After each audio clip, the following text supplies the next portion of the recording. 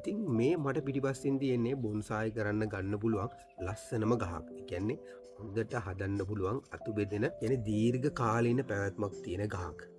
මේ ගහේ නම තමයි පවුඩු පෆ්. සිංහල නම නම් මම මොකක්ද කියලා දන්නේ නැහැ. ඉතින් ඉන්නකෝ මම ඔයගොල්ලන්ට ගහ පෙන්නන්න. බලන්නකෝ මේ ගහේ අතු විහිදලා තියෙන විදිය. මේ ගහ හරිම ලස්සනට හදන්න පුළුවන්. පෑඩ්ස් එහෙම හොඳට හදන්න පුළුවන් ගහක් තමයි. බලන්නකෝ මේ ගහේ කොළ සියඹලා කොළේ වගේ හරිම ලස්සන කොළ තියෙන පෑඩ්ස් එහෙම ලස්සනටම මේකේ පෑඩ්ස් හදන්න පුළුවන් ගහක් තමයි මේක. ඉතින් මේ ගහ ශීඝ්‍රයෙන් වර්ධනය වෙනවා. ඉතින් මේ පවුඩර් පෆ් ගහ හරි ලස්සනට හදාගන්න පුළුවන්. කොළ පොඩි කරන්න ඕනේ නැහැ. මොකද සියඹලා කොළේ වගේ කොළයක් තියෙන්නේ. ඔයගොල්ලෝ දැකලා ඉතින් මේකේ අර කූරු හැදෙන මලක් තියෙන්නේ. මේකේ රතු පාට වර්ගයකුත් තියෙනවා. හරි රෝස පාට වර්ගයක් තියෙනවා. මේ තියෙන රෝස පාට වර්ගය රතු පාට වර්ගේ සාමාන්‍යයෙන් කොළේ වෙනස් මීට වැඩිය. මේක නිකන් සියඹලා කොළේ වගේ තියෙන ගහක්. ඉතින් මේ බලන්නකෝ.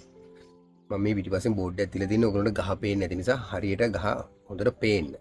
ඉතින් මේක හරිම ලස්සනට හදන්න පුළුවන් ගහක්.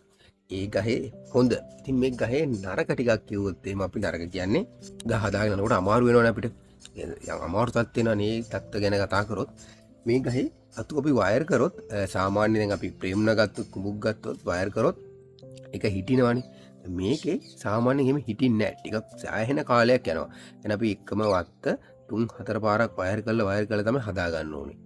ඉතින් හොඳ වගේම මේ ගහේ ඒ වගේ අඩුපාඩුත් තියෙනවා. ඉතින් මේ ගහ මම බිම තමයි ඉඳලා තියෙන්නේ. මොකද ඔයගොල්ලෝ ඉතින් පෝච් එකකින් ඉඳ ගන්නත් පුළුවන්. මගේ කැමැත්ත නෝ මම මේක බිම ඉඳලා ඒ විදිහට හදන්නේ. යම් කාලයක ගලවන්න පුළුවන් වුණොත් ගලවනවා.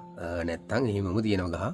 ඉතින් මේ බොන්සායි කරන්න පුළුවන් තවත් ලස්සන ගහක් පවුඩර් පෆ්. ඉතින් ඕගොල්ලොත් පවුඩර් පෆ් ගහක් බොන්සායි කරලා බලන්න. මම ඔයගොල්ලන්ට මගේ කරපු ගහක් නෙවෙයි වෙන ගහක ෆොටෝස් දාන්නම්. මේ ඉන්ටර්නෙට් එකෙන් ගත්ත ෆොටෝස් ටිකක් දාන්නම්. මේ ගහ බොන්සායි කරාට පස්සේ කොහොමද කියලා. මොකද මමත් තාම හදාගෙන යන ගමන් මම ඔයගොල්ලන්ට ෆොටෝස් ටිකක් දාන්නම්. ලස්සන ෆොටෝ ටිකක් පවුඩර් පෆ් බොන්සායි කරාම කොහොමද කියලා. එහෙනම් සුබ දවසක්.